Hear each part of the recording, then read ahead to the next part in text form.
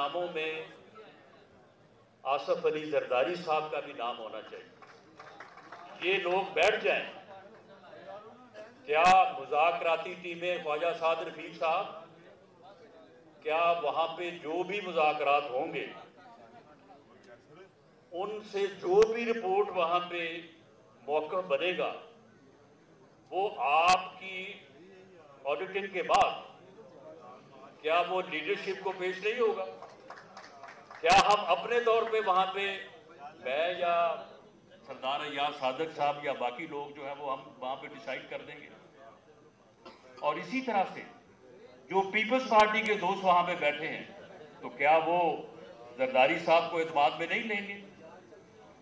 اور جو P T I کی ٹیم بیٹھی ہے وہ تو ایک لفظ کا جو ہے وہ اضافہ یا کمی جو ہے وہ نہیں کرے گی۔ تو پھر ان لوگوں کے اوپر جتنے بھی یہ نام ہو جائیں، 10 ہو جائیں، 11 ہو جائیں، کیا پھر یہ بحرانی کیفیت جو ہے اس کے پھر وہ ان میں سے وہ لوگ ذمہ دار نہیں ہیں جو اس مقصد کے تحت، اس سوچ کے تحت جو ہے وہ بیٹھنے کو تیار نہیں ہے؟ ہمارے بس میں جو ہے ہم نے تو خواجہ آصف صاحب کی جو یعنی اس معاملے میں ان کا بعض اوقات جو ان کے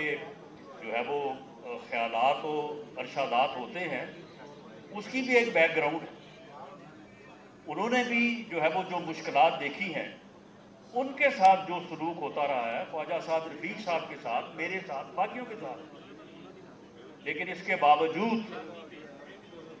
خواجہ آصف صاحب کو بھی ہم نے مذاکرات کا حامی جو ہے وہ بنایا ہے